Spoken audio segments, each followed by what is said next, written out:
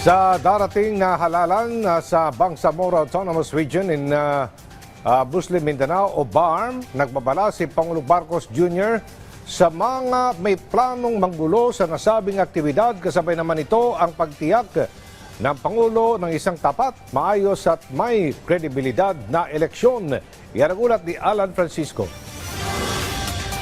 Makiisa sa kauna-unahang eleksyon sa Bangsamoro Autonomous Region in Muslim Mindanao o BARM election sa Mayo ng 2025. Ito ang panawagan ni Pangulong Ferdinand R. Marcos Jr. sa mga residente ng Bangsamoro Region nang pangunahan niya kanina ang ika-10 anibersaryo ng paglagda sa Comprehensive Agreement on Bangsamoro o CAB sa Maguindanao del Norte. I urge you, safeguard those rights, empower yourselves, take part in our shared task of nation building. Hindi lamang ako umaasa na malinis at mapayapa ang halalang ito, pero higit sa lahat, ang bawat kandidato ay tangan ang prinsipyo ng Bangsamoro muna, ang Bangsamoro muna bago sarili. Sa ika-10 anibersaryo sa paglagda ng CAB, ipinangako natin na hindi na tayo papayag na dadanas muli ng kaharasan ang ating mga anak. Nagbabala rin si President Marcos sa mga may planong guluhin ang BARM elections. Kasabay nito ang pagtitiyak ng Pangulo sa isang tapat, maayos at may kredibilidad na halalan. Let this also serve as a warning to those who may plan to threaten and derail this upcoming election. Huwag nyo nang isipin yan dahil ang kakalabanin na ninyo ay ang pamahalaan. Instead, channel your energy to help build productive and thriving communities where citizens are offered wide livelihood opportunities and healthy living spaces. Nanawagan din si President Marcos sa patuloy na pagkakaisa sa pagpapatupad ng whole of society approach upang iangat ang pamumuhay sa Bangsamoro Region. Binigyang diin niya ang akbang ng gobyerno sa pagsusulong ng kapayapaan.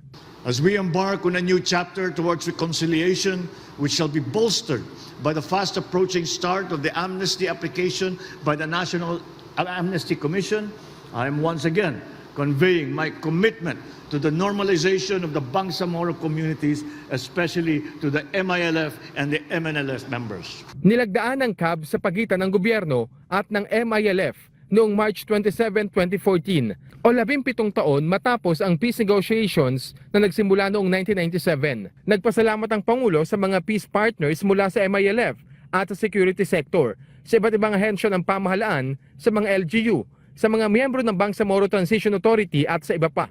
Nagpaabot din siya ng pasalamat sa aniyay lahat ng peace-loving citizen ng Bangsamoro. And as President, I will exercise that strong political will for the success of the Bangsamoro region. Bukod dito, dumalo rin ang Pangulo sa graduation ceremony ng unang batch ng Moro combatants na matagumpay na nakapagtapos ang Bangsamoro Police Basic Recruit Course sa Camp Pendatun sa munisipalidad ng Parang. Kaisa ako ng mga kapwa ninyong lingkod bayan na ikanalulugod at ang pagpasok ninyo sa serbisyo publiko. Higit sa lahat, kasama ko ang sambayan ng Pilipino sa tuwa at pasasalamat sa inyong nalalapit na paglingkod sa ating bayan. Dito ay sinabi ni President Marcos na hanggat tunay at tapat aniya ang mga ito sa kanilang tungkulin bilang miyembro ng kapulisan, buong-buo ang suporta ng Pangulo sa kanila. Magkatuwang tayo sa pagsisikap na mabigyan ng bawat Pilipino ng payapa at masaganang buhay. Naniniwala ako na sa paglago ng Bangsamoro, yayabong din ang buong bansa. Mas madali nating makamit ang ating hinahanap na bagong Pilipinas. Hindi rin aniya dapat tumigil ang mga ito sa pagpapaunlad sa kanilang mga sarili. Hindi kailanman natatapos ang pagsulong at pagpapabuti. Kaya kailangan maging masigasig kayo sa pagtuklas ng pangangailangan ng taong bayan. Sa pamamagitan nito, kayo'y magiging tunay na modelo ng ating mga mamamayan.